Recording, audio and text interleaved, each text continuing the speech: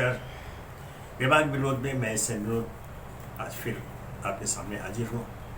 आज के सर्वाधिक चर्चित मुद्दे पर अपने विचार आपके साथ साझा कर। जी हाँ, 2024 के आम चुनाव के पूर्व इस वर्ष जो विधानसभा चुनाव कई राज्यों में होने जा रहे हैं, उन पर सभी की नज़रें टिकी हुई थी, चूंकि इसे 2024 के पूर्व आम चुनाव के पूर्व का मिनी आम चुनाव माना जा रहा था। इससे देश की नब्ज का पता लगता। उसी सिलसिले में विगत कल जब पूर्वोत्तर के 3 राज्यों में संपन्न विधानसभा चुनाव के परिणाम आए, त्रिपुरा, नागालैंड, मेघालय, तो उसका संदेश तो यही आया कि भारतीय जनता पार्टी और विशेषकर प्रधानमंत्री मोदी का जादू अभी कायम है। यह ठीक है कि वोट प्रतिशत में और सीटों के आधार पर उनके कुछ सीट कम हुए, लेकिन त्रिपुरा में पूर्ण बहुमत के साथ भारतीय जनता पार्टी आई। नागालैंड में उनका गठबंधन बहुमत प्राप्त कर चुका है। यह मेघालय को लेकर के एक स्थिति ऐसी बनी है जो भारतीय जनता पार्टी के लिए, उसके नेतृत्व के लिए, उनके रणनीतिकारों के लिए चिंता का विषय है। वहां पर संगमा की party NPP, national people's party, सबसे बड़ी पार्टी बनकर उभरी है। 26 सीटों के साथ सबसे बड़ी पार्टी है। हालांकि अभी भी 4 सीटें कम है बहुमत से, लेकिन वो किसी के सहयोग से, संभवतः भारतीय जनता पार्टी और निर्दलीय के सहयोग से सरकार बनाएंगे। वहां पर भारतीय जनता पार्टी को मात्र 2 सीटें मिली, जबकि कांग्रेस को, जिसके सफाई की बात भारतीय जनता पार्टी कर रही है, एक अभियान चला रही है, उसे 5 सीटें मिली है। यह एक ऐसा परिणाम है जिस पर भारतीय जनता पार्टी के रणनीतिकारों को सोचना पड़ेगा, और साथ ही साथ कांग्रेस के रणनीतिकारों, उनके नेतृत्व को भी चिंतन करना पड़ेगा कि आने वाले दिनों के चुनाव में, अभी जो अन्य राज्यों में है, विशेषकर उसके बाद जो 2024 का लोकसभा चुनाव होने जा रहा है, उसमें वो किस रणनीति के तहत मैदान में उतरेंगे। ये जो अभी चुनाव हो रहे हैं, उसके जो परिणाम है वो अवश्य उनके उत्साहवर्धक है। कुछ उपचुनाव में भी उनकी जीत हुई। महाराष्ट्र के एक उपचुनाव में कस्बा जैसे सीट पर जो उपचुनाव है, उस पर लगभग 3 दशक से, जी हाँ, 28 वर्षों से भारतीय जनता पार्टी का कब्जा था, उसे कांग्रेस से छीन लिया। कहने का तात्पर्य यह है कि कांग्रेस के लिए सब कुछ समाप्त नहीं हुआ है। आज अगर उसके कार्यकर्ता सक्रिय हो जाए, पूर्व की भांति उनके मनोबल को बढ़ाया जाए, उनमें उत्साह पैदा किया जाए, तो शायद कांग्रेस मुक्त भारत का अभियान, भारतीय जनता पार्टी का जो अभियान है, वो सफल नहीं हो पाएगा। और जैसा बार बार हम लोगों ने दोहराया है, और तो और मैं यह प्रधानमंत्री नरेंद्र मोदी को उद्धृत करना चाहूंगा, उन्होंने भी लोकतंत्र के हित में एक मजबूत विपक्ष की आवश्यकता को चिन्हित किया है। ऐसे में कांग्रेस का जीवित रहना, मजबूती के साथ जीवित रहना लोकतंत्र के हित में होगा। हमारे भारतीय जो लोकतंत्र है, जो एक अनुकरणीय लोकतंत्र के रूप में पूरे विश्व में एक प्रतिष्ठा प्राप्त कर चुका है, उसके हित में होगा।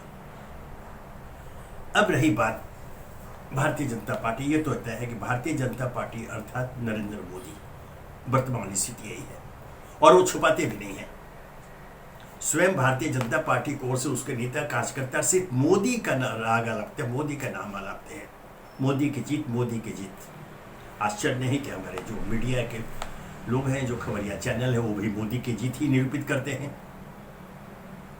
तो यह एक ऐसी स्थिति पैदा हुई है जिसमें भारतीय जनता पार्टी के नीति निर्धारकों को भी चिंतन करना पड़ेगा, क्योंकि भारतीय जनता पार्टी की पहचान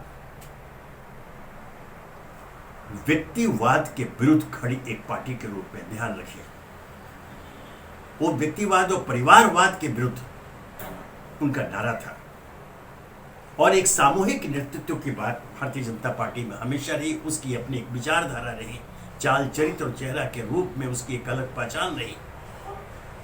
राष्ट्रीय स्वयंसेवक संघ की जो अपनी विचारधारा, उसके क्रियान्वयन की जिम्मेदारी भारतीय जनता पार्टी पर रही। वैसे में अगर उस पार्टी के अंदर व्यक्तिवाद का बीज बोया जाता है या बो दिया गया है, तो यह एक बड़ी विडंबना के रूप में लिया जाएगा, जो किसी भी दृष्टि से भारतीय लोकतंत्र के हित में तो नहीं होगा, स्वयं भारतीय जनता पार्टी के हित में आने वाले दिनों में नहीं होगा। क्योंकि जब एक व्यक्ति का नेतृत्व किसी पार्टी को मिलता है और पूरी पार्टी अगर उस व्यक्ति विशेष पर निर्भर हो जाती है, तो उसके भविष्य को लेकर चिंता स्वाभाविक है। कांग्रेस का उदाहरण सामने है। जब वहां नेहरू और नेहरू परिवार का नेतृत्व रहा, एक परिवार का नेतृत्व रहा, जैसे मैंने कहा, दूसरों को छोड़िए, स्वयं भारतीय जनता पार्टी, पूर्व में जनसंघ और भारतीय जनता पार्टी ने इसकी खिलाफत की, इसका विरोध किया, परिवारवाद के खिलाफ अभियान चलाया, उन्हें सफलता मिली। और आज स्थिति यह है, यह कहने में तनिक भी चक नहीं कि आज कांग्रेस के अंदर नेतृत्व का संकट पैदा हो गया है। जैसा मैंने कहा कि अगर एक व्यक्ति पर जब निर्भर, एक परिवार पर निर्भर रहेंगे, तो कैसी स्थिति आती है जो आज कांग्रेस के सामने मौजूद है। आज नेतृत्व विहीन है। आप लोकतंत्र की आड़ में लोकतंत्र की दुहाई देते हुए आप पार्टी संगठन का चुनाव करवाते हैं। पिछले दिनों राष्ट्रीय अध्यक्ष का चुनाव हुआ, मल्लिकार्जुन खड़गे चुनाव जीत कर राष्ट्रीय अध्यक्ष बने, वो सब अपनी जगह है। लेकिन इसमें तनिक भी संदेह नहीं कि आज भी भारतीय राष्ट्रीय कांग्रेस उस स्थिति में नहीं पहुंच पाई है जिस पर कभी वो विराजमान थी और डंके के चोट पर करती थी कि भारतीय राष्ट्रीय कांग्रेस को पराजित करना संभव नहीं है। लेकिन वो पराजित हुई सत्ता के बाहर है। हालांकि जैसे मैंने कहा कि अभी जो चुनाव परिणाम आए हैं, उसमें कांग्रेस के लिए उत्साह की बात है, इसमें कोई संदेह नहीं। राष्ट्रीय स्तर पर भी जो कुछ उपचुनाव हुए, उसमें कांग्रेस का परफॉर्मेंस बुरा नहीं रहा है।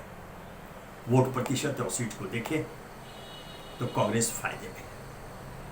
इस स्थिति का लाभ कांग्रेस उठा सकती है और यह संभव तभी होगा जब एक बार फिर से आप पार्टी कार्यकर्ताओं को विश्वास मिले, क्षेत्रीय नेताओं को विश्वास मिले और उन्हें जिम्मेदारी सौंपे अपने अपने क्षेत्र में कांग्रेस संगठन को मजबूत करने की, उन पर विश्वास करके उन्हें जिम्मेदारी सौंपे।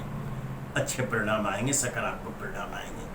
और यह समय की मांग है, सिर्फ कांग्रेस पार्टी के लिए ही नहीं। मैं फिर दोहरा रहा हूं, यह लोकतंत्र के हित में है कि कांग्रेस पार्टी आज अगर विपक्ष है, विपक्षी दल के रूप में है, तो एक मजबूत विपक्षी दल के रूप में रहे। दूसरी ओर ये चुनाव परिणाम जो बता रहे हैं, पूर्वोत्तर ने जो संदेश दिया कि वो भारतीय जनता पार्टी अर्थात मोदी के साथ है, लेकिन जैसे मैंने कहा कि वोट प्रतिशत उनका घटा और सीटों की संख्या घटी है।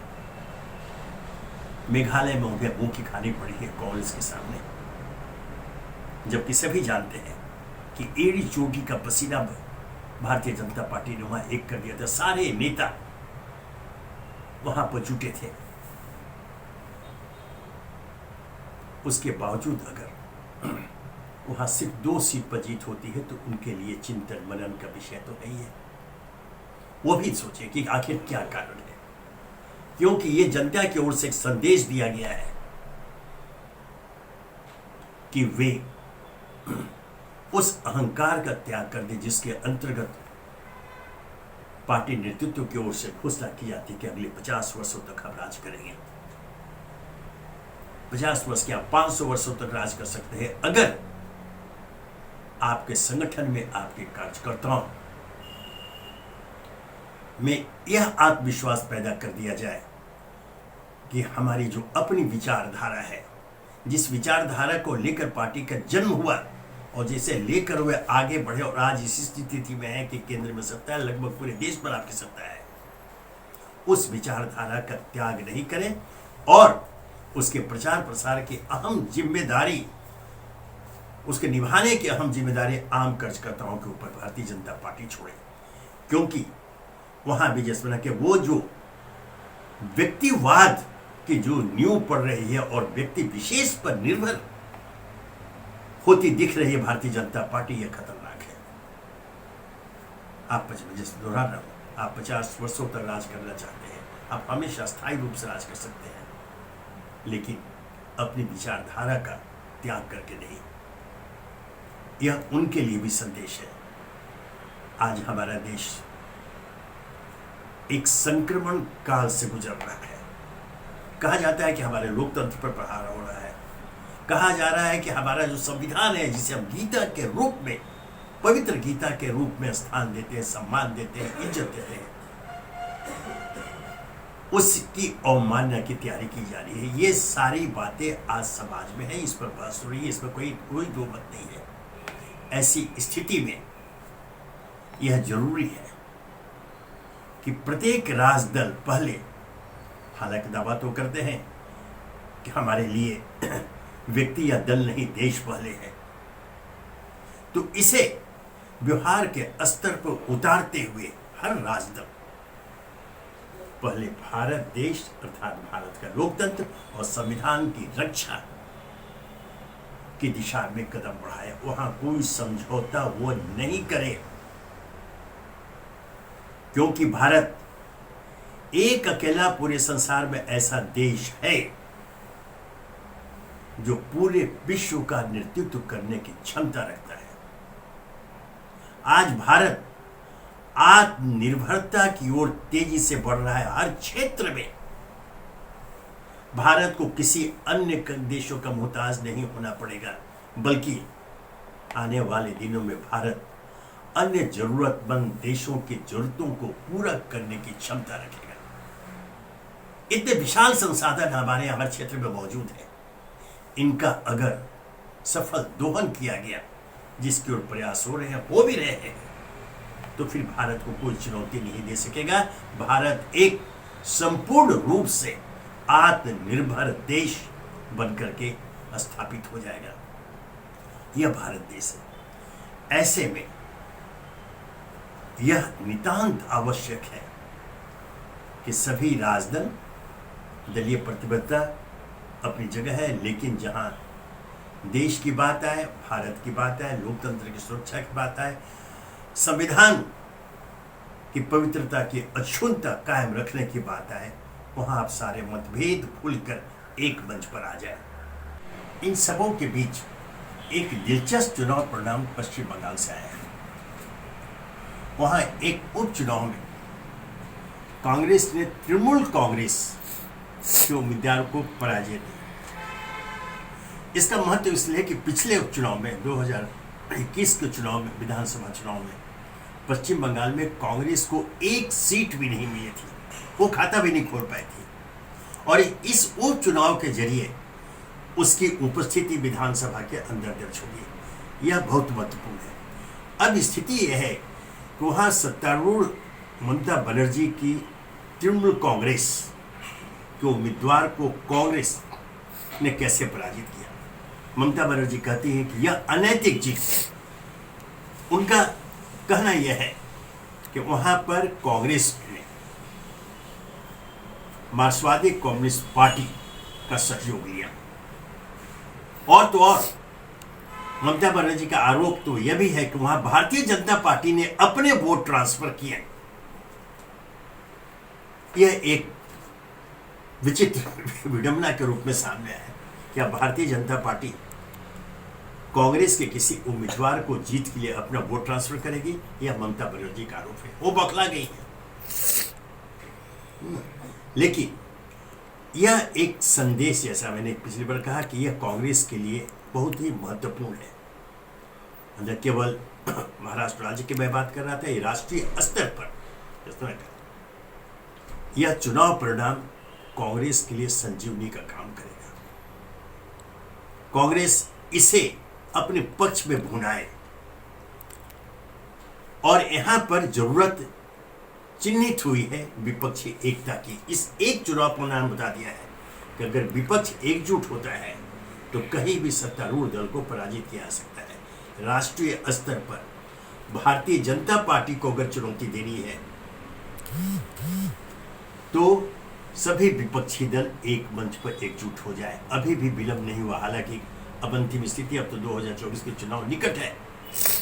अब और विलंब नहीं करते हुए अगर विपक्षी दल एक मंच पर आकर भारतीय जनता पार्टी की चुनौती देते हैं तो भारतीय जनता पार्टी के लिए एक विषम स्थिति पैदा हो जाएगी और तब शायद इतिहास अपने को दोहरा दे। भारत को विश्व गुरु बनना है तो बनना है, और यह संभव होगा हमारे सभी राजदलों के प्रयास से, हमारे सभी राजनेताओं के प्रयास से, आम जनता के सहयोग से। भारत विश्व गुरु बनेगा तो बनेगा।